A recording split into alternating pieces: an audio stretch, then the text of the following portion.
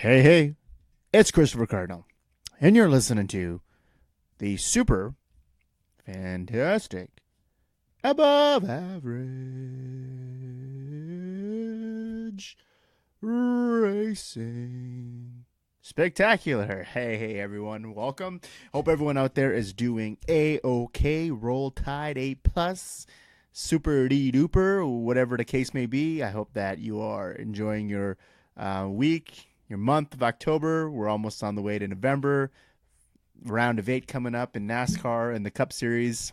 But we're taking a little step back this week. Got the regular scheduled program coming up this coming Wednesday. Chase Elliott. How about Chase, eh? 3 wins. Solid performance.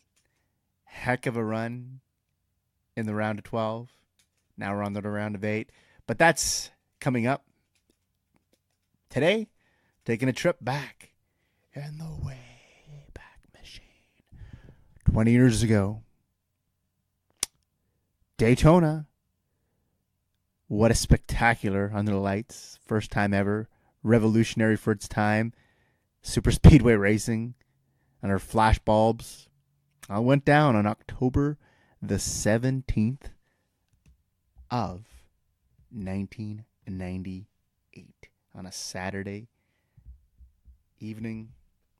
Race was delayed originally. Usually a staple on July 4th weekend. The Pepsi 400, now the Coke Zero 400. So we just celebrated the anniversary of that last Wednesday on the 17th. So we're covering this race today and Monday, October 22nd. I did a little trip in the way back. Saw the Pepsi 400 for the first time in almost 20 years. And let me tell you, visually stunning. Great to see Daytona under the lights. But as far as the racing quality goes, that race, it's one I'd rather forget. I think it's one that it's not very memorable, but it's just my opinion. That's me freestyling and saying I don't think that I enjoyed the Pepsi 400 as much as maybe some people did. But in any case, 98. It was race 30 of 33, rather. It was on a Saturday night. That was pretty cool. Postponed, as we said, in July due to the wildfires that ripped through the Daytona Beach area. Postponing this race to October. And it was the first race under the lights at Daytona. As he said on this would go on to be a tradition for years to come. Jeff Gordon, the Rainbow Warriors, had a stranglehold on the competition back in 98. 11th win of 98 for him at this race, as he would go on to make history as he did so many times in his illustrious career. So he has the distinction of winning the very first race under the lights at Daytona.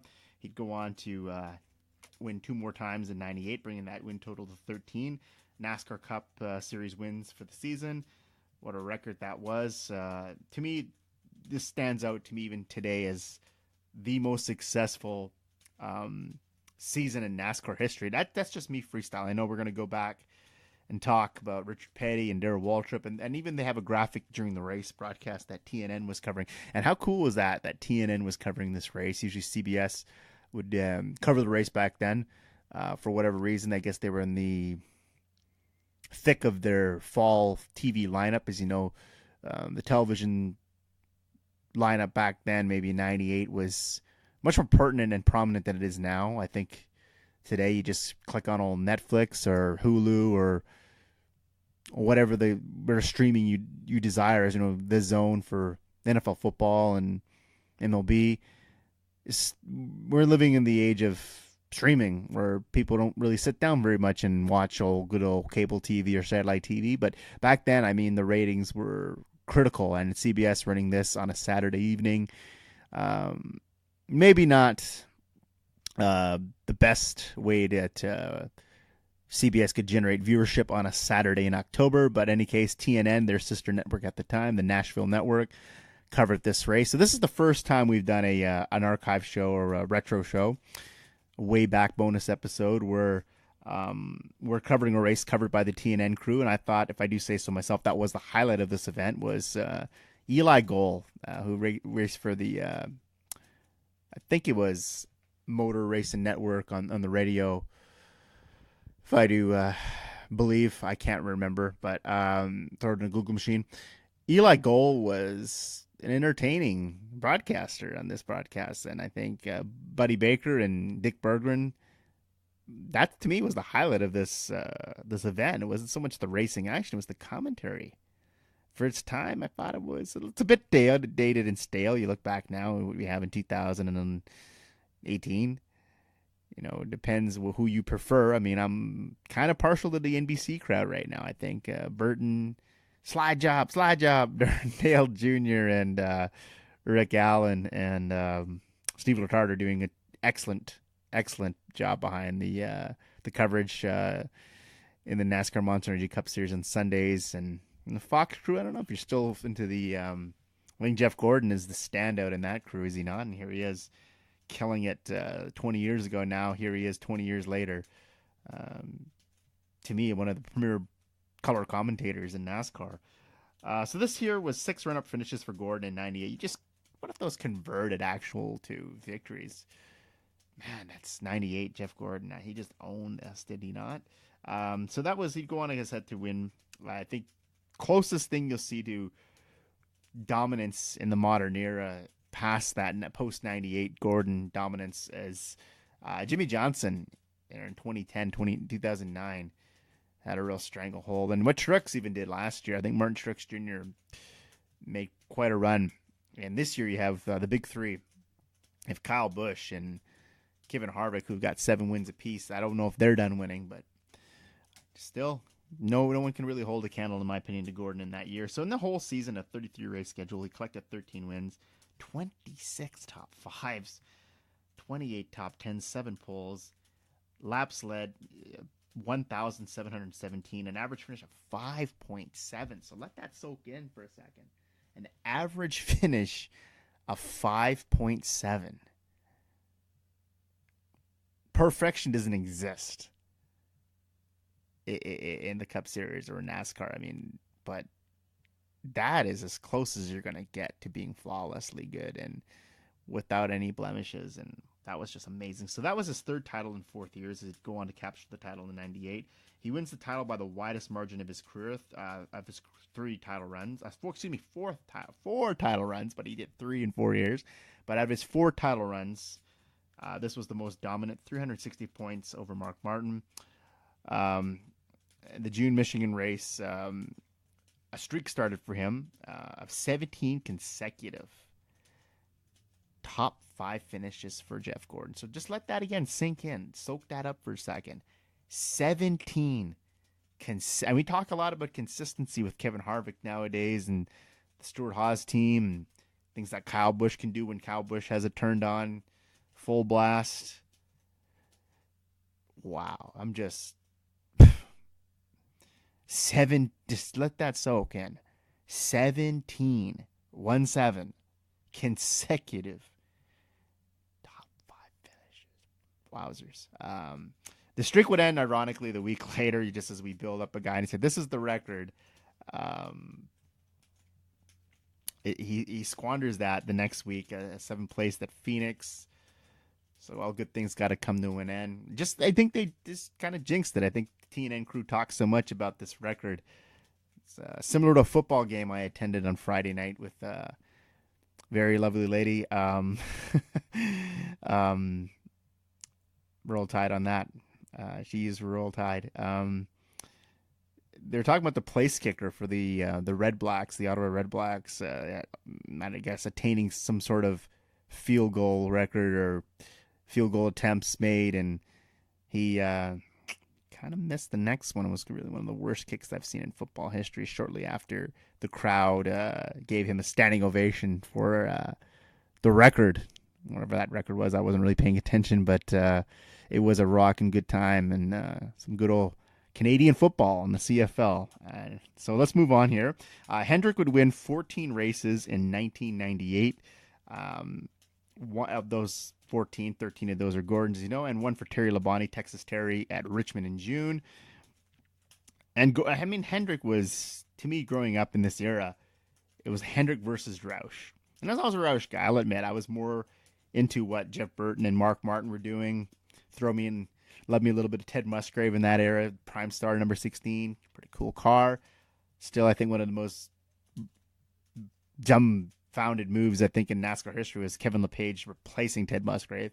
And Chad Little had that 97 John Deere car. That was pretty cool, was it not? What a great paint scheme. Ricky Stenhouse brought that back for a few races this season. Hopefully we see it in 19. That would be so cool.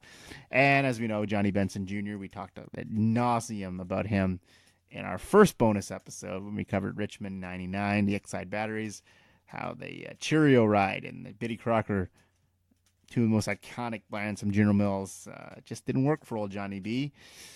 And he was on his way out. So we're going to talk about some news items that were topical at the time in 1998 of October. So as we said, the wildfires in July of 98 postponed this race. So we had the spectacle under the lights in October.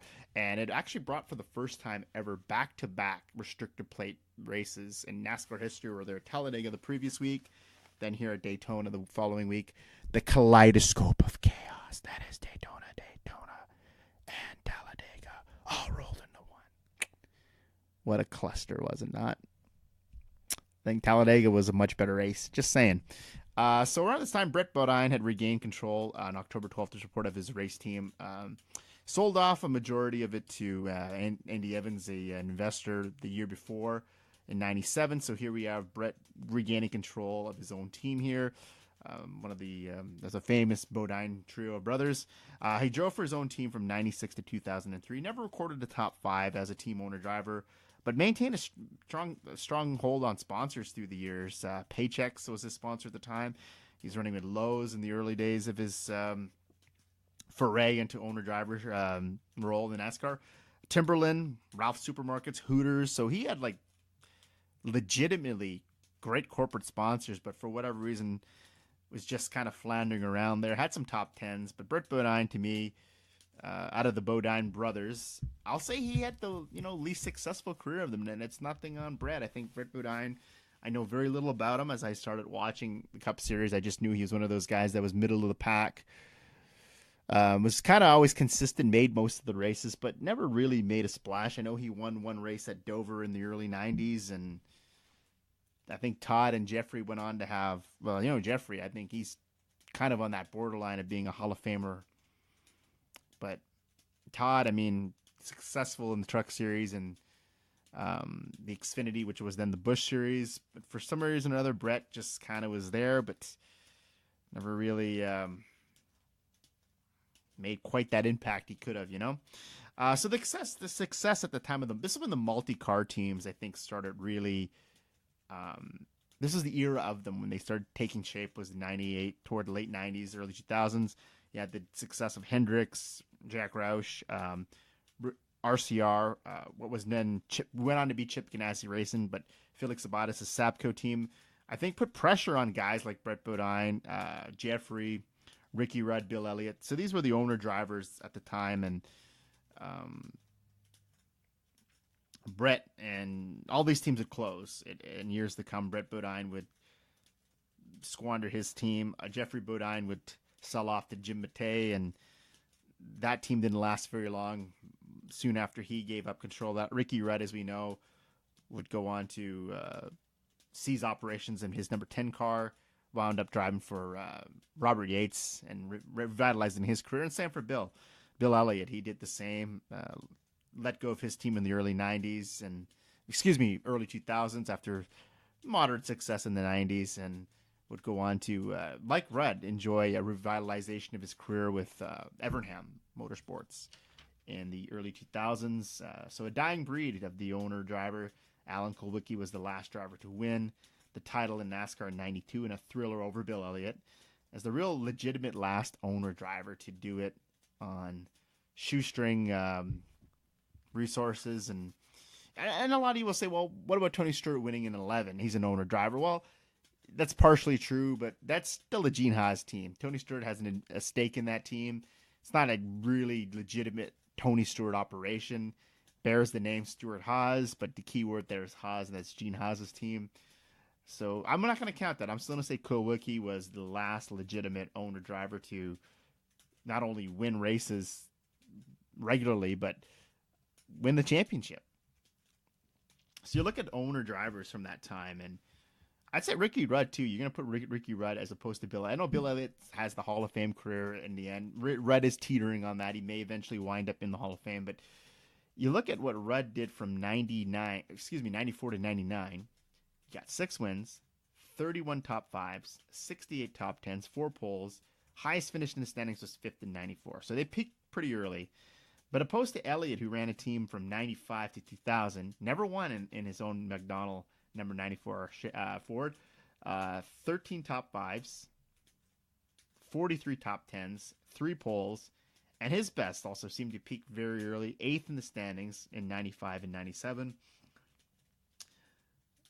So it was also reported at the time that Bill Elliott was also considering taking a step back from the ownership. He went to Focus Foley. Tongue twister day. Focus solely on just driving cars, not have the responsibilities of owning a team, as he actually would expand to a second car. So contrary to what was being reported, that he was expressing interest and a desire to just be a driver only and sell off the assets to maybe an investor who would still keep him in the car, but he wouldn't have full control of the team. Would actually expand to a second car in 98 with a business venture collaboration with Dan Marino, the famous Miami Dolphins quarterback, with First Plus Financial as the backer. Well, that turned out to be a clusterfuck for the team, and they would have drivers start off the year with rookie driver Jerry Nadeau. Dennis Setzer would run some races in that car, the Truck Series standout, and Ted Musgrave would finish off the year for Evernham Marino Motorsports. Excuse me, Elliott Marino Motorsports. I'm thinking too much of Evernham here. Nadeau would be released following July in Loudon. The race, it was 38 in points at the time. His best finish was 21st at Daytona, and it was at Daytona and Pocono in June. So, I mean, it was reported on October 18th that Bill Elliott had at least one offer on the table from a Tennessee businessman who wanted to buy this team. Not sure what that meant for the McDonald's sponsorship at the time, as they had a huge probably say in what Elliott did, and to have a huge corporate sponsor like McDonald's sponsoring you, I think they were going to move on to other ventures had Elliott signed off on the team. So the 13 team, as I said, was sponsored by First Plus Financial, who entered a strategic alliance with Coast to Coast Financial Corp. And certain affairs around that. And their affiliates, including the Superior Bank. The move brought 3,000 layoffs at the corporate offices at First Plus, and as I said, Ted Musgrave would drive the car for the remainder of 98. Rick Mast was rumored to drive the car in 99, so Rick Mast would be on his way from Baaaack Motorsports. That didn't materialize. I mean, them losing the backing of First Plus Financial was huge blow to this team, and honestly, this team really wasn't doing a whole lot on the track at the time, struggling. I mean, Ted Musgrave did run top 5 with it at Phoenix at the end of the season, but just nothing of significance for the 13 team. And they would attempt the Daytona 500 in 1999 with Dick Trickle. He failed to make that race, and you would never see the 13 car ever on the track again. As I said, Elliott Motorsports itself would close up shop a couple years later, and that was the failed venture of the 13 team with the First Plus Financial backing. It just kind of all went up in smoke for them. So, I mean, you look at this time frame and the owner drivers, a lot has changed in NASCAR. You see today how at the time they were talking about franchising the teams, and there would be no real advantage one person over the other. Well, that really hasn't worked out. And you look at it now, you have, like everything in sport, I think this is a different era for a lot of sports, and you see it in basketball and to a degree in football, but mostly in basketball, the super team. And you're kind of seeing this in NASCAR as a trend. You look at Stewart-Haas Racing, that's a super team. Look how stacked that team is. Got 2 former champions in Harvick and Kurt Busch. You know, well, Harvick's excelled in this role. Harvick has just taken his whole game to another level, has he not? You have people like Eric Almirola, Clint Boyer, who are enjoying career years. Well, not so much for Clint, but he had I think some of his best years, I think, were with RCR, regardless of the first year with MWR and the success he enjoyed there. But I'm still going to say his best years were with RCR, but he's sort of brought his career back to life. So you see that's a super team, and you have the Joe Gibbs team. They are adding, if they do indeed add Martin Truex Jr. next year, you have Truex Jr., Hamlin, Kyle Busch, Eric Jones, all in the same team. That is super friends indeed. And then you have Hendrick, who at one point was a super team. You have Earnhardt Jr., Jeff Gordon, Johnson, Casey Kane, throwing Chase Elliott in there. You see what I'm saying? Like, this is the era, not just in NASCAR, but in basketball, but most of the pro sports, you're seeing the rise of a super team and superpowers. And fortunately, teams never franchised in NASCAR. I'm not sure if that would have been such a great idea. In my opinion, no, but you need that competition, but I mean, you're squashing the competition. It also can be a precarious position to be in if you're one of the teams. It's great to enjoy the success if you're the team laying down the whipping, but if you're the team trying to catch these guys and figure out how do we trump these guys? How do we get around them? How do we catch up? Put ourselves on a level playing field? It could be a tall task, and this didn't work out there for a lot of guys who are trying to operate their own team and play dual roles, wear two hats, owner driver. So October 12, 1998, Czech rider Baaaack Racing announced a new sponsorship program for the 30 car in 1999. The SLG group with Jimmy Dean, State for Corn Dogs. Remember our first episode in Richmond? State for Corn Dogs. Over like Rover. Hot diggity dog. Then you had Brian Foods and Rudy's Farm. They were going to sponsor that car in 1999 as Derek Cope at Indianapolis. It would be his last race in there as he ran 30th in that race. 11 DNQs for that team. Baaaack just would sell off their assets to Jack Birmingham, and that'd be the formation of Eel River Racing. Not too long after, Cope would be fired from that team after the Michigan race of August in 99. Todd Bodine was in the car for the Bristol night race in 99. So just another interesting way how Derek Cope, at the time, really didn't, in this race it was even talked about how he struggled in that 30 car in 98 and just bad luck, whatever. Cope maybe just really was never a factor. I mean, Derek Cope's one of those guys, he won the Daytona 500. It's the claim to fame and won at Dover in the same year, but just never could really establish himself as one of the top guys in NASCAR. Well, for a team to get that significant kind of sponsorship in uncertain times in 99, it's pretty incredible. It said a lot for the name, I guess, or Baaaack Racing, but in any case, they didn't last. They weren't long for the world much after this, and Derek Cope was on his way out, man. And Dave Marcus. Good old Dave Marcus. I'm glad we get to talk a little about Dave here. We didn't talk about much on the program, but I'm a huge Dave Marcus mark, and I think he's one of these underrated dudes, I think, of all time. I'd love to see him in the Hall of Fame, but just unfortunately the numbers are not quite there. He's a real throwback to NASCAR's past, is he not? And here he finished 12th at Talladega the week before. It was his best finish since Talladega of July of 96 up until that point. Had borrowed an engine from RCR, who had some issues with his car. Some equipment suffered some damage to his car. So Richard Childress went in there, came to Marcus's aid, let him borrow some equipment, engines, chassis, and he ran the same package here at Daytona. Didn't find the same success in the Pepsi 400, but give a good round of applause for our RCR owner, Richard Childress, for hooking up Dave, making sure that Dave had an opportunity to run Talladega and Daytona, as Dave was, as I said, one of the underfunded guys, still doing the owner-driver thing back in 1998, and it's pretty cool. I mean, Dave Marcus, the real tree car, number 71. 71 on track, but number one in our hearts, right, Dave?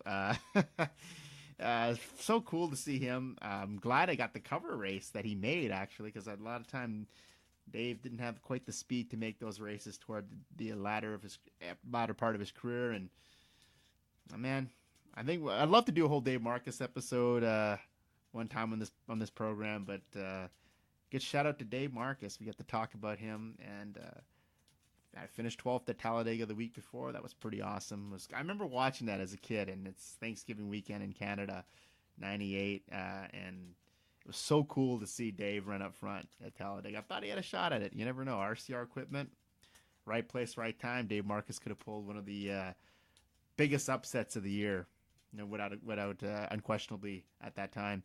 So October 14, '98, it's reported that Caterpillar, staple in NASCAR, one of them. When I think of Caterpillar, I think of the NASCAR sponsorship immediately. Heavy equipment, machinery, Caterpillar, steel toe boots, the finest steel toe boots money can buy, in my opinion, but that's just me. So they sign on with Bill Davis for 1999. It's reported later, October 14th. As I said, it was reported, I think, on the 12th, but it was made official here on the 14th that Caterpillar had entered into an agreement to sponsor the number 22 for Bill Davis Raicng in 1999, exiting Buzz McCall's team.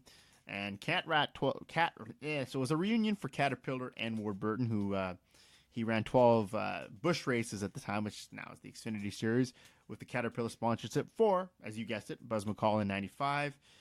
Ward Burton would enjoy a great deal of success under the Caterpillar umbrella. The best seasons to me in his career in '99. He would win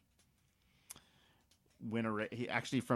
He would do that from 1999. Excuse me, the Caterpillar sponsorship for Ward Burton from 1999 to the Martinsville Fall '03 race. And as I said, he enjoyed some of his best years under the umbrella of Caterpillar, winning 4 races, including the Southern 500 in 2001.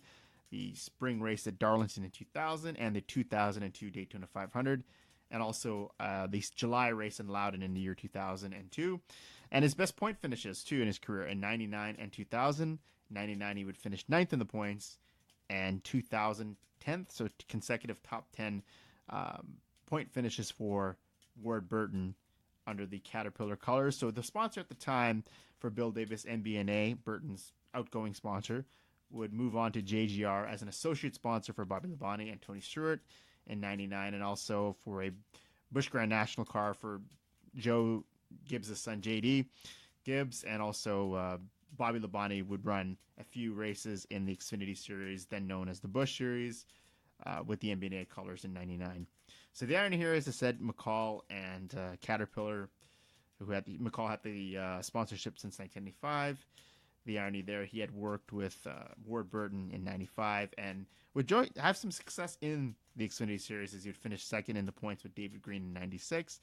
So going on that, reaching those heights in '96 in Busch Grand National, they would move to Cup in '97 for a rookie campaign for David Green, as he'd be up against his brother Jeff, Mike Skinner, and I cannot ever remember the other participant in '97 rookie campaign. Escapes me at the moment. I'll throw it in the Google machine for next time. But the '98 Cup team, the Caterpillar sponsorship, was used 8 different drivers, unprecedented. David would return following Dover. David Green returned following Dover in June of '98, as he ran 11 races for the team. Mike Bliss would run 2. Ron Fellows, the road course ringer from Canada, for 2. Robbie Gordon ran 1. Steve Grissom would run 3 races. Kevin LePage 1. Ted Musgrave 1. And Hut Strickland would run 5 races. And it's really sad because McCall, I think, had a good team in the Xfinity. As I said, running second in the points with David Green in '96. But this team never recorded a single top 5, a single top 10 in Cup. No wins, no poles. The best finish they could muster up was 16th twice in the '97 Coke 600 and the fall race at Talladega, both with David Green. Despite the success, as I said, with Green and McCall in Grand National racing, it just never translated the Cup, and it never did for David either. David Green had never quite, despite winning the championship in the Xfinity Series in '94.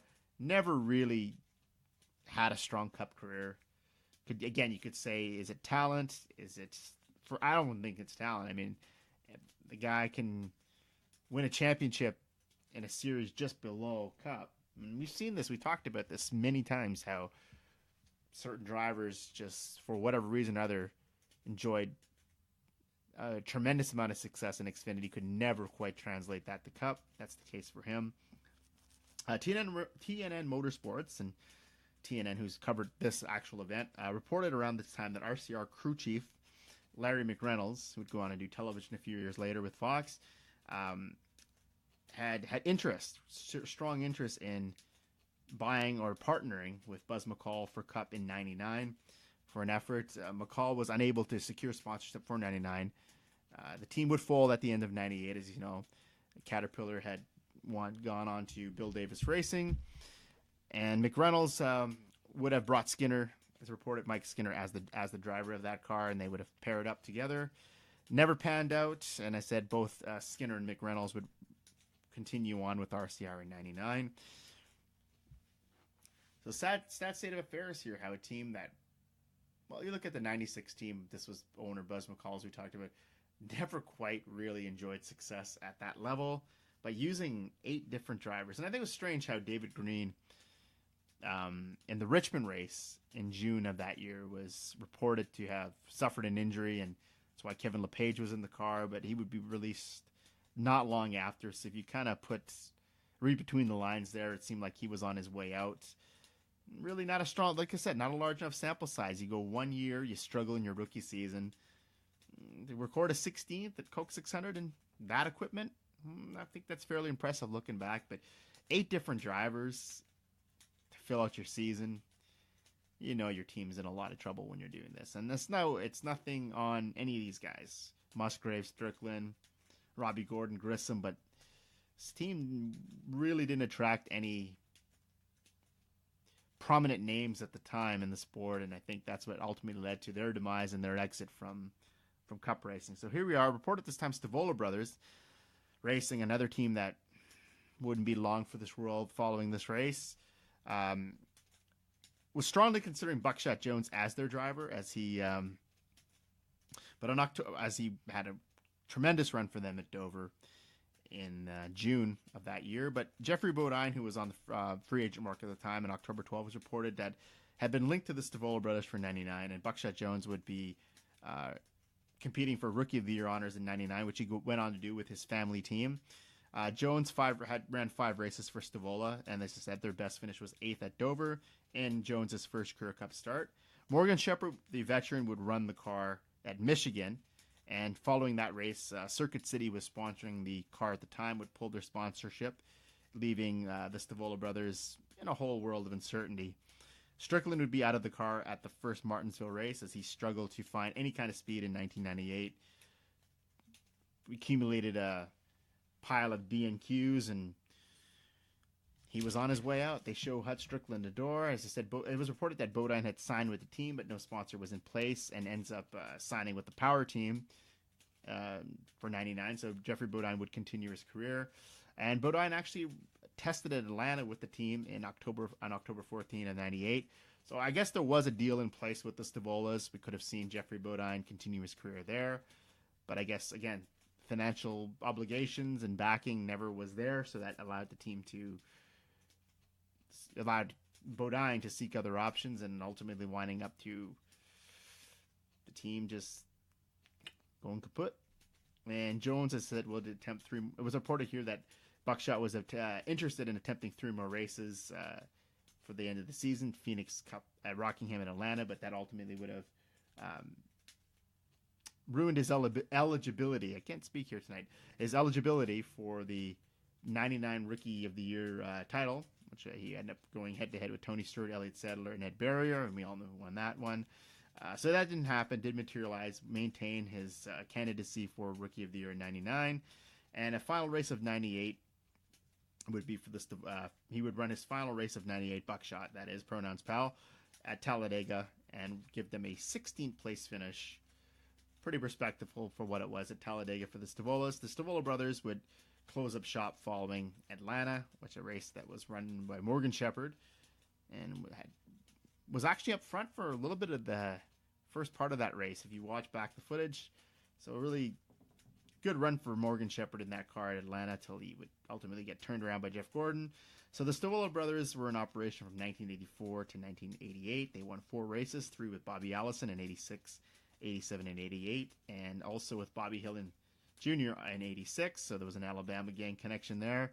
As I said, they would also field cars for Jeff Burton, Sterling Marlin, Hut Strickland, Buckshot Jones, Morgan Shepherd, and Dick Trickle. Some of the names that were able to get behind the wheel for Stavola brothers through the years, and some pretty big names there. Burton, Marlin. Good names. So also reported on October 13 and 98, Michael Waltrip announced that he would be the new driver of the number 7 car, Matei Motorsports team. And they'd be switching manufacturers from Ford to Chevrolet in 99. It's reported a 2-year deal for Waltrip, and Waltrip would be released from the Wood Brothers 21 in favor of Elliott Sadler at the end of 1998. And Waltrip would start off really well with this team. They would run 5th place in the 99 Daytona 500, but pretty forgettable tenure for the rest of it. No wins, 2 top 5 finishes, 4 top 10s in 2 years on the job. And then, as you know, 2001 wins the Daytona 500. Enjoys, to me, some of the more successful years of his career with DEI. And also, the highlight of his career, arguably, was winning for the Wood Brothers in the All-Star race in 96. It's maybe a race we would cover. It'd be a fun race to cover in the archive sometime. And it's a bonus episode, but we'll see. And this is another theme that's quite prevalent in this episode, is that another team would be on their way out at the end of 98. No, actually, they would go on to go one more year, but in 98, it's reported that Cale Yarborough Motorsports on October 13th had released crew chief Skip Eiler as of Sunday night, and the 98 sponsorship from Thornapple Valley Meats was in doubt as they ran into financial trouble, and would be informed Yarborough that they would be relieving the sport after the 98 season. Eiler would be replaced by Michael McSwain, who came over from the 77 car with Robert Presley and Doug Buell. So 3 races with Bickle that he crew chiefed, and then 10 in 99 with Mass, and he would go on to enjoy success in later years as Ricky Rudd's crew chief at Robert Yates Racing and at JGR with Bobby Labonte. So Eiler, he didn't crew chief much after being let go by Cale Yarborough, as he would crew chief a little bit for Roush Fenway Racing, known as Roush Racing then. So Eiler went on to have success later years in the K&N Series East. He would record 4 wins as a crew chief in that series in recent years. 3 with Daniel Suarez, as we talk a lot about Daniel in this program, and 1 with Sergio Pena.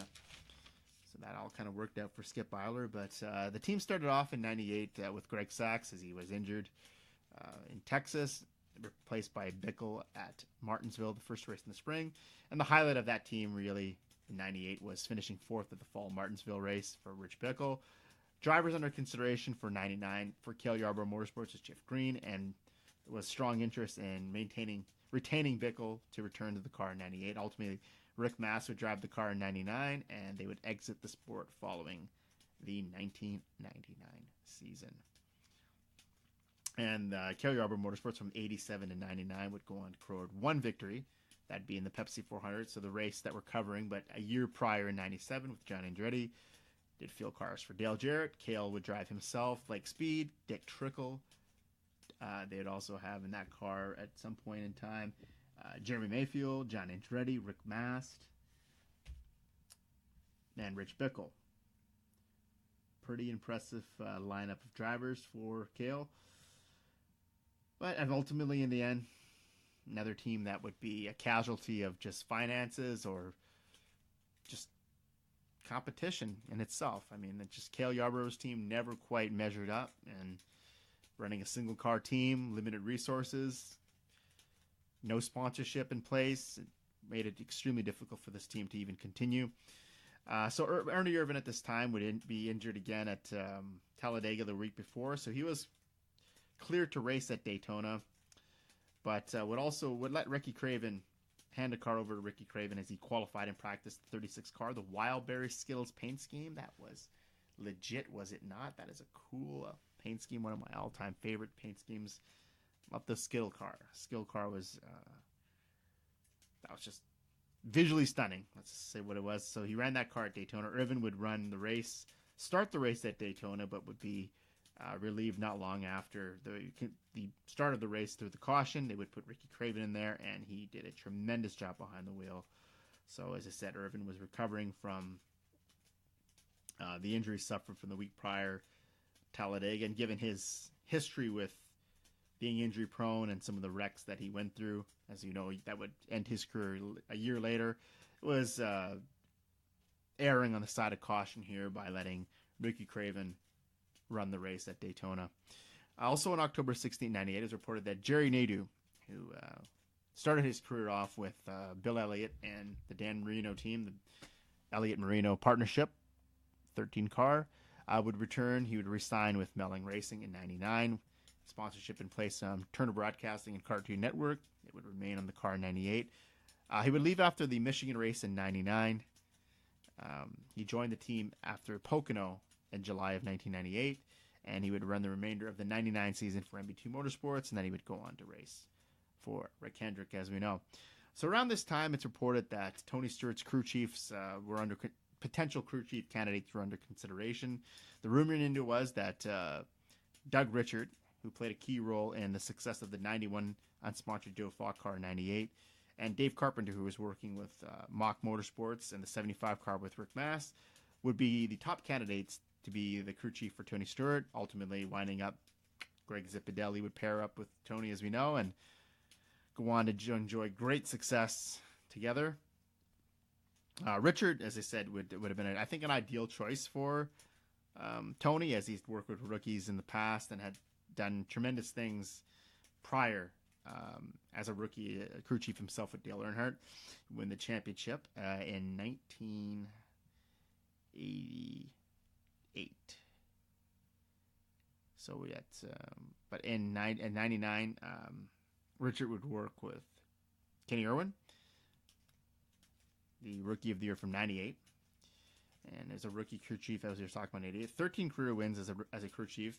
Most recently, he worked with BK Racing in 2007 and enjoyed a great deal of success with Greg Biffle in the early 2000s from 2003 and 2006.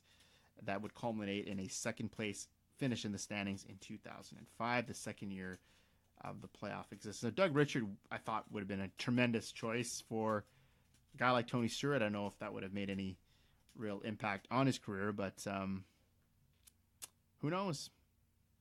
It's one of those things that we'll have to wait and see, I guess, but it never quite materialized, and we know the story of Zipadelli and Tony Stewart. Also, Carpenter would not crew chief until 2004, as he would take some time off there. She did 20 races for Ricky Craven at PPI, 4 for John Andretti and the Greg Pollock's team that, again, just never quite made it over the hump in Cup. And in 2007, he would crew chief for Paul Menard at DEI. That would have been an interesting choice, I think, had he had an opportunity to work with Tony Stewart. Seemed to work out for Richard, and it worked out for Zipadelli. Carpenter, who knows? Rumor and innuendo, right? So let's go on to the race. And TNN, race coverage, it opens with Eli Gold narrating, chronicling past glory of the history of Daytona. And again, Daytona at the speed of light was the big theme of the day. Pit reporters that night evening were Mike Hogwood, Steve Burns, Glenn Jarrett, all reporting from the pits. So the commentators, as we said, was Eli Gold, Dick Berggren, Buddy Baker. And this is the second, as they said, of back-to-back restrictor plate races in the history of NASCAR. So you had Talladega the week before and Daytona here. And Buddy Baker was talking in the opening about what it takes to win at a restrictor plate and the experience. And then Eli segued to him that you know what it's like to win in this type of environment, to win at restrictor plate races. And then Baker goes on to sort of say in a roundabout way that, you know, thanks for putting me over here, but this was a different time, different place. And I think running under the lights is going to be somewhat of a curveball for these drivers as they go through. And then I said Eli Gold would go on to say it felt what an electric atmosphere here, just really putting over the spectacle that was the lights. And then Dick Berggren went on to talk about upsets that could potentially be the result of the kaleidoscope of chaos that is Daytona and Talladega. He said in the last 4 years, two first-time winners at Daytona. Well, so they're trying to set the stage here, set the table for you. So we see the opening starting graphic, Bobby Labonte on the pole. He's won 3 of the 4 restrictor plate poles in 98. Then we saw row 3, Dale Earnhardt, who we all know won the 500 in February, long awaited, wins the Daytona 500. And then here you had Jeff Gordon, the couple point leader in the row 4 with Rusty Wallace, who was the fastest in practice and had a really fast car throughout most of this race. And then Eli Gold, it's not like, and Benny Parsons did a lot of his commentary we talked about in our previous episodes. Eli Gold here is putting over some of the underdogs or drivers that weren't going to get a lot of exposure or mentions in this broadcast at all. So he talked about Billy Stanridge, who he was running a Thunderbird. So this was interesting too. A few of the Ford teams here were running the Thunderbird. So this was the previous model before the Taurus in 98.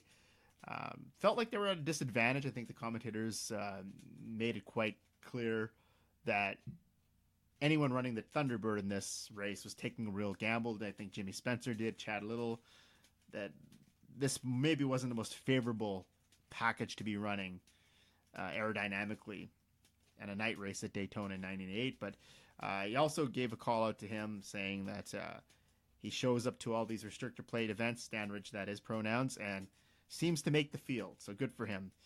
And Dan Pardus, a ARCA standout, Daytona Beach native. This was his first and only career start in Cup. He would go on to fail to qualify and attempt races in 98 and 99, but this ultimately be his only time he would make the show. And it was here that Dave Marcus was running RCR equipment again under the hood for the second consecutive week. And Wally Dallenbach was the fastest in practice, as we see early on. Dallenbach would have some issues in this race, not be a factor at all, but did get a lot of screen time with his the Budweiser in-car camera. And here we go. Eli Gold goes on here to say for Jeff Gordon that he has 10 finishes, 16th or better, and he has to finish 16th or better in these next 3 races to win the championship. At that Mark Martin here, well, this championship battle was over. We all looked at it, and he sort of gave a call out to Martin, say that he's done his best, given the circumstances, to maintain, to hang in there with Gordon all year. But as we all kind of figured, and it's playoffs didn't exist back then, this championship battle was over long before this race would ever take the green flag. And here it just says the commentators here list off previous Daytona winners, drivers who had won at Daytona. So here you have lap 1 the green flag. You have Jarrett, Earnhardt, who are gliding past the field here. Lap 1, 13 top 5 start of the year for Dale Jarrett. Eli Gold so points out here. Earnhardt takes the lead from Jarrett, and Dick Berggren here comments that Earnhardt has led 34 races out of the 34 races out of 41 in Daytona. Eli Gold comments that Earnhardt can win anytime here. He's at one of the best drivers here at Daytona and is always a threat to win. And this is by far his most successful track. Earnhardt would go on to lead 31 laps here. And then Derek Cope would get a call from Gold and Berggren for running up front 7th, run neck and neck with Jeff Gordon, Steve Park, and Dale Jarrett in the early going here. And also Baker and Berggren would give a call to Hutch Strickland, who is running a one-off deal for Andy Peachy Racing in the number 55 car. They were quite impressed with Strickland's ability to run up front early in the race, given how this team was kind of just slapped together for this race. And it said here that Cope was just, they were marveled that Cope was running up front, and he is in dire need of a good run. I think Dick Berggren said that this team, for whatever reason or another, the 30-car Bahari Racing has just struggled all year. So it is a welcoming sight to see the 30-car up front for Derek Cope, a former Daytona 500 winner. So here we'd see Dallenbach lose a left front. His tire would get flat here on lap 8. Loses a lap, and we see him all night just battle back to try to stay on the lead lap, or get back onto the lead lap. I don't think he ever did make it back on, but a lot of camera time for Wally Dallenbach in the 25 Budweiser car in this race. So Berggren would comment on Cope, again, quite aggressive approach to this race, but he's running so good. And then Baker comments on Earnhardt and Wallace running nose to tail here. And then Wallace here and Earnhardt would just seem to be running in the same proximity most of the night. And then here we'd have reported from the pits that Bobby Labonte was dealing with some radio communications early in the race. He was having trouble hearing his pit crew. And we have a caution on lap 13 for a light rain shower in turn 2. So it shows here a graphic of Buddy Baker winning the Firecracker 400, as was known back in 1983, and this would be his last super speedway victory. And here we'd have Mike Hodwood interviewing Ernie Irvan as he got out of the car in favor of Ricky Craven, and the Wells Barry Skills paint scheme, visually stunning. I really love that car. Sweet car. Berggren would also say here that he only had one top 5 at Daytona. So he was really rooting for the underdog here for Ricky Craven, Rusty Wallace, and then he has here that Cope was battling with Steve Park again, and Jeff Gordon seemed to be nose to tail with those two cars in the early going of this event. So we move on here. Lots of in-car camera shots on the lights. I think that was what they were kind of going for the viewers at home, that to experience what it was like to have that realistic atmosphere, that you're behind the wheel here at Daytona. You're just to give you, I think, the actual feel, bring that authenticity to the race. And here it has 2 packs of racing here for the early get-go. You saw the front pack. Eli and Baker point out that the differences between Daytona and Talladega, I think Baker goes on to say that handling is a critical component to running here at Daytona, that or Talladega, mostly you're finding yourself a drafting partner, where Daytona is being put over, that you need a lot more skill here to try to hang on to this. So lap 20, Billy Stanridge would lose an engine, would contact with Dan Pardis, sends him to the garage. Tough night for Stanridge. And a 32nd place here for Steve Park, turning around after running up front. So good run for Steve Park here and moving his way up toward the front. Glenn Jarrett also reported that Park is hanging on to what is a loose race car. So you get to see him shuffle back to 32nd place after, like I said, running up front with some of the leaders in the early get-go of the event. And Earnhardt, Wallace, and Irwin would be 1, 2, 3, and they break away from the pack here.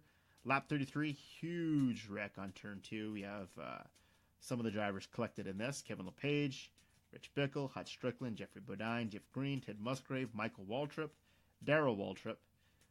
You have Johnny Benson Jr., you have Steve Grissom, and Dan Pardis all getting caught up in that wreck there. We see Kevin LePage, who sort of just leaps out of the car of the window net and seems to do a stop, drop, and roll. Reported that he had potentially a broken shoulder from just flinging himself right out the window. Puts the window net down, does a stop, drop, and roll. Car was just mangled to pieces there. Not the prettiest sight. So the pit stops here. We see the leaders coming for pits. Come into the pits for their stops. Lap 33 is led by Rusty Wallace. Wins the race off pit road. Then we get a graphic on the screen. Empty plate. It says Rusty Wallace at restricted plate races. Eli Gold goes on to comment, empty plate. Indeed, or something of the nature of that, has been an empty plate for Rusty, hasn't it?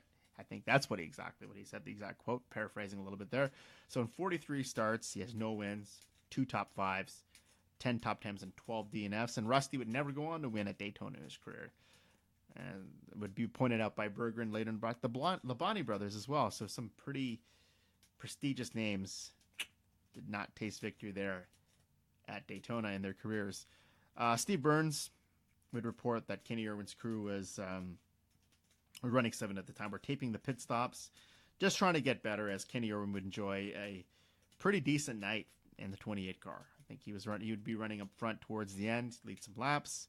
We'll get to that a little bit later. So Mike Hogwood here would catch up with an interview with Jeffrey Bodine. He says that he could just had nowhere to go, and he was just glad to be a part of history, but now was a bit bummed out that his night was over and he wouldn't get to run any more laps here in the 7 car. And it was reported that, and it was reported, as we know, in the news prior to this race, that he at that time had no plans lined up for 1999. And as pointed out by Hogwood, this was career start 5:01 for Jeffrey Bodine. And then we have the big one here. We're getting drivers' takes on how to avoid the big one. And we hear from Martin, Labonte, and Gordon in this little take. And Martin here says, you're in survival mode.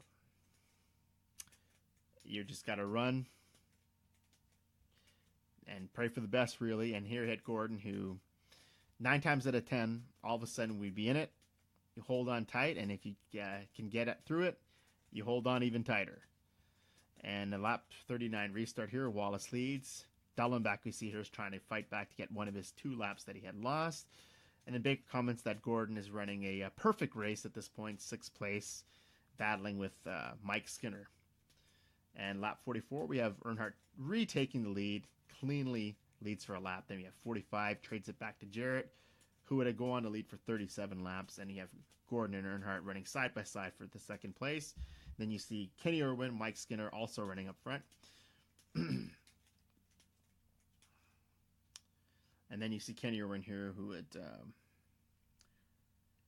find himself getting a lot of TV time here, and that was pretty cool to see. And then Ricky Craven would get a huge shout out from Dick Berggren and the crew that he's doing a tremendous job in the 36, and and then Berggren goes on to say he's a good kid, deserves a top ride in 99, and is going on to tell a story that Craven only knew the crew chief's name from MB2, which was at the time Ryan Pemberton, and he was just kind of hey you to some of the other crew members. That was, I guess, their attempt to be funny, but nonetheless, Craven would get put over quite a bit in this event and actually did run a fairly clean race, and he did find employment in 99, but wasn't a top ride, that's for sure. So we talk about here, Berggren's talking about Mark Martin and his struggles on restrictor plate races in 1998, that he would lose 246 points on restrictor plate races in 98, and that could turn out, ultimately, you look back at the standings, that's really what could have maybe cost him a shot at narrowing that gap with Gordon in the title run, and turned out ultimately to cost Mark Martin any chance of the championship. So we have the 2 RCR cars battling Gordon for 2nd with 107 laps to go. And then you see Schrader, Craven, and Bobby Labonte running up front in some of the screenshots. A lot of tension focused on Schrader here, that despite not winning a race in several years, is an automatic threat anytime they come to Daytona or any race to win. And here are the commentators putting over Schrader, say that he had a 4th place run at Daytona in February, and then Baker go on to say he had a broken sternum, could have won the thing had he had the proper drafting partner at the end, and then puts over how tough as nails Schrader is, and he thinks he's someone that and then Baker here thinks that someone should really consider giving Ricky Craven an opportunity for next year based on the strong run here in the 36. So again, there's the emphasis that Ricky Craven is getting a lot of TV time here and really wouldn't amount to anything. But years later, we all know he would go on to win with PPI in the 32 car. And Ricky Craven may be one of those, to me, criminally underrated, just different place, different time. Who knows what it could have been for him. So he's battling here with Bobby Labonte for 6th place in the screenshot, and then he moves his way up to battle Schrader for 4th, and then Baker talks about the 97 Daytona 500 when Hendrick Motorsports had the 1-2-3 sweep. So Gordon winning the 97 500, Terry Labonte in 2nd, and Ricky Craven in 3rd. And Berggren goes on to say, just based on pretty much being a super sub or fill-in for this race, that he's doing an incredible job maneuvering through the field in that 36 car. So running 19th, At the time, Derek Cope would have his right rear issues. He scrapes the wall. So, and then it would be pointed out by Berggren that 4 of the last 5 starts resulted in a DNF at Daytona for Cope. And Mike Hogwood catches up with Kevin LePage. LePage comments on the frustration, has a sore shoulder, and says that he's not sure if he's going to make that. It's pretty well his night is finished, and will go on to the race next week at Phoenix and have a good run to finish up the year. So you have Jarrett, Gordon, Earnhardt, Schrader, and Bobby Labonte and Wallace all running up front, battling out, and we see the battle of the pack here. Top 6 guys running, separation between them and a second pack of cars running a little further behind there. So we have Baker and Gold commenting on Dale Jarrett's first win at the Daytona 500, the Dale and Dale show. That was one of the highlights of Daytona, and it's really great television. I think Baker said is one of the greatest things he's seen on TV. And then halfway point here, as a graphic comes up on the screen, that at halfway the leader has won 15 of 39 races. That would be 15 of 40 after this. As we know, Dale Jarrett would not go on to win this event.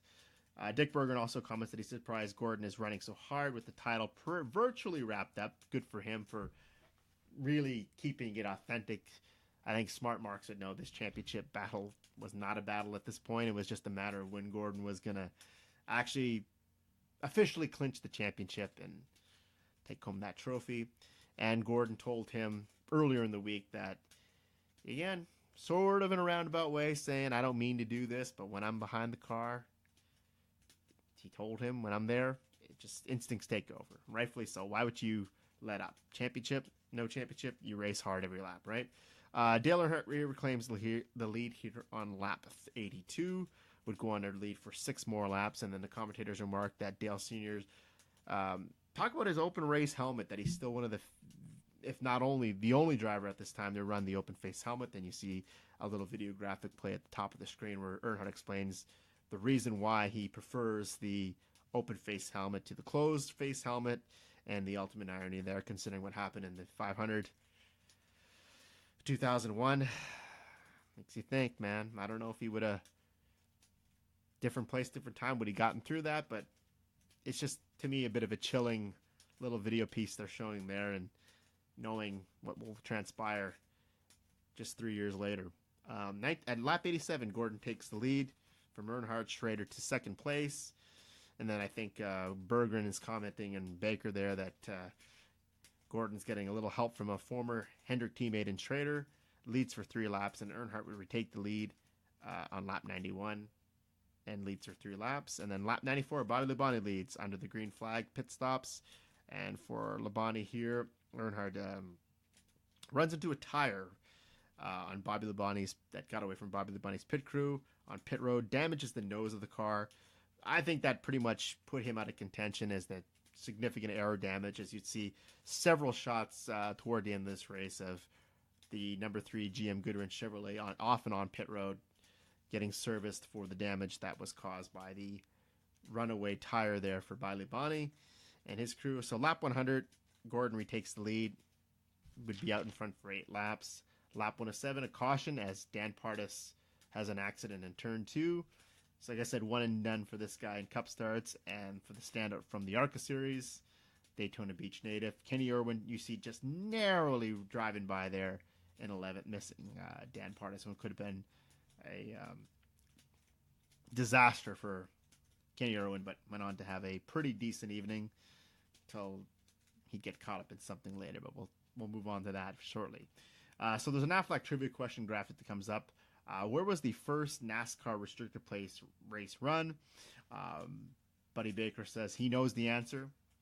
It was at Michigan Speedway in 1970, and he makes some kind of joke that sometimes I do know.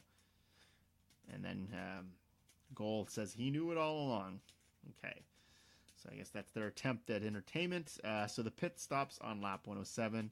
The crews work again hard, you see on Dale Earnhardt's car. Lap 108. Kenny Irwin take the lead for 15 laps. And the graphic here, Eli Gold talks about the dream season for Jeff Gordon. 29 races, 10 wins, 23 top 5s. And then we go on to compare the numbers that they were similar to dream seasons. You have Richard Petty of 1975, 13 wins and 30 starts, 21 top fives. So the 21 top fives here is somewhat of a theme we're seeing. Darrell Waltrip in 82, 12 wins and 31 starts, 21 top fives. 1987, Dale Earnhardt, 11 wins in 29 races, 21 top fives. And then he would say post-modern era, the greatest season of all was Petty in 67, 23 wins, 38 top fives, and 48 starts. So the takeaway from that, the modern era, I don't know. I think some of the records, as I said, that Petty achieved prior to that, again, what's quote-unquote the modern era, can't really compare with what was really happening in the 80s and here into the 90s with Jeff Gordon. But in any case, pretty incredible. So Gold comments, this is the third race led by Kenny Irwin this year. And then I think Baker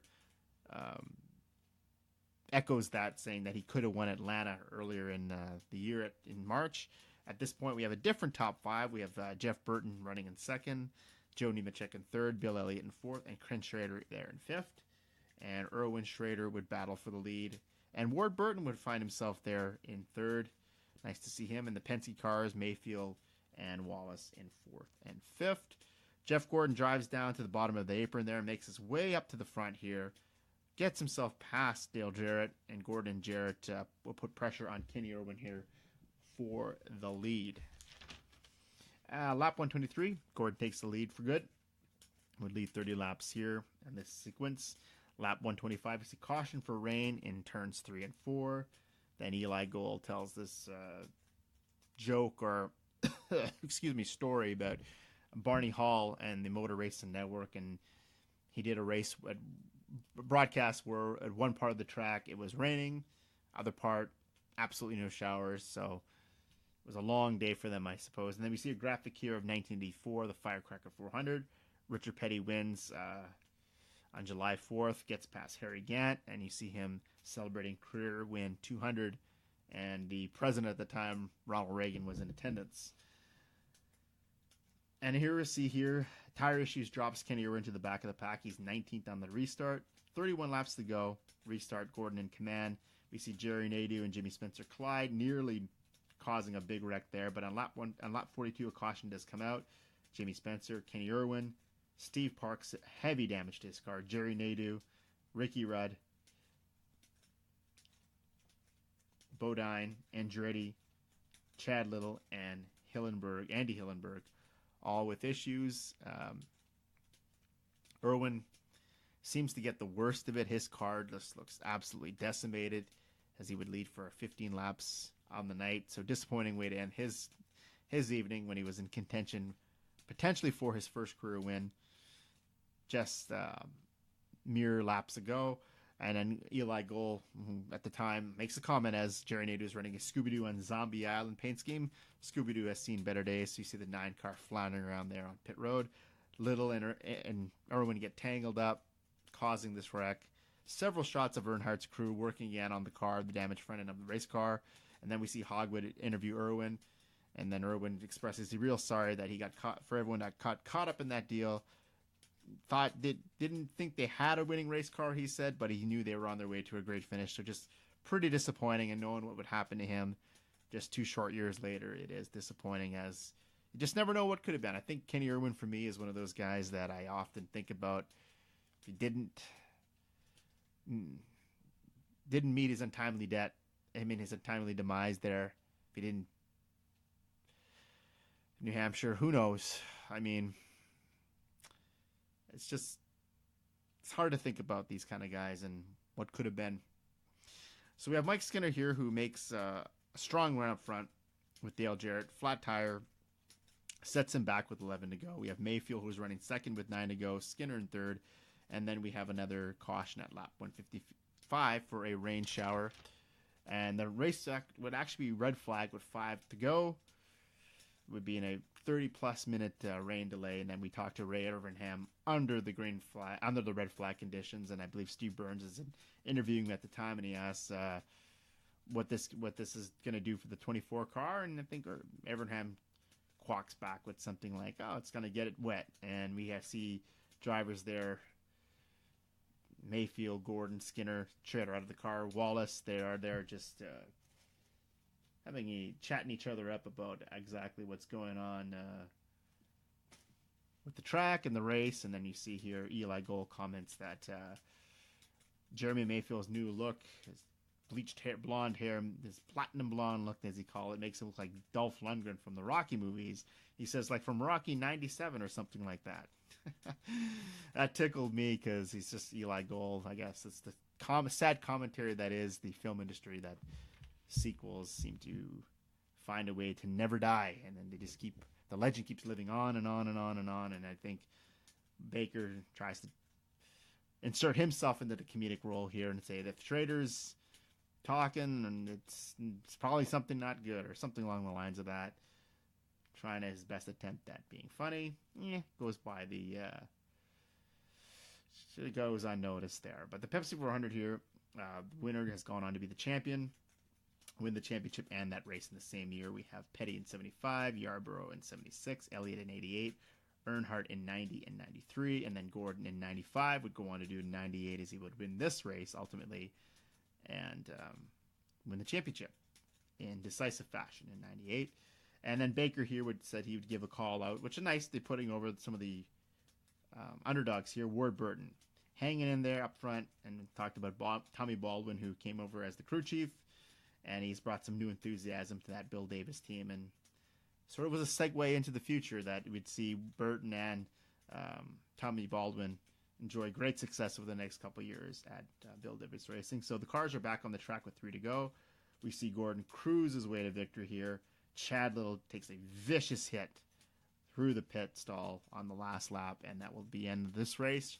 Jeff Gordon wins the historic Pepsi 400 in the lights, and Gold would remark as Gordon is pulling into the winner's circle for his interview that he needs to finish 37th or better in the final 3 races for the title, regardless of what Mark Martin does. And this win on this occasion was his 40th career win, and he finally wins a race in October, as the month of October had eluded him in his prior 5 years of his career. Here he is capturing victory in October. And then we'd see at the end here Bobby Labonte being interviewed by Mike Hogwood, the second place run. Credits Terry, his brother Terry, for the bump draft and getting him up front there at the end. And then we see Steve Burns interviewing Mike Skinner. And Skinner goes on to say that he just not really a fan of plate racing, but what a show for everyone. And then comments on next week going on to Phoenix, thinks that the Lowe's team is building chemistry and getting a lot better, gelling. And then I think Burns goes back and says, well, you know what it's like to visit Victory Lane, the winner's circle at Phoenix. And he would go on to say, not in a cup car, but you never know, next week could be the week. And sadly, as we all know, Mike Skinner would never achieve those heights in a cup car and win. So that's going to put the Wave the Checkered here on this bonus edition of the super fantastic above average racing spectacular. Thank you for listening, and we will see you next time on our program, Super Fantastic Above Average Racing Spectacular, coming up this week, our regular schedule program on Wednesday. And then we have 3 more bonus episodes coming for you from the month of October. But until then, let's wave the checkers on this. And remember to be Roll Tide. And always follow your heart. Never panic. Just manage. And behind every success is a failure that leads to another failure. But you never lose your enthusiasm and the future. I'm fired up about it. We'll see you next time.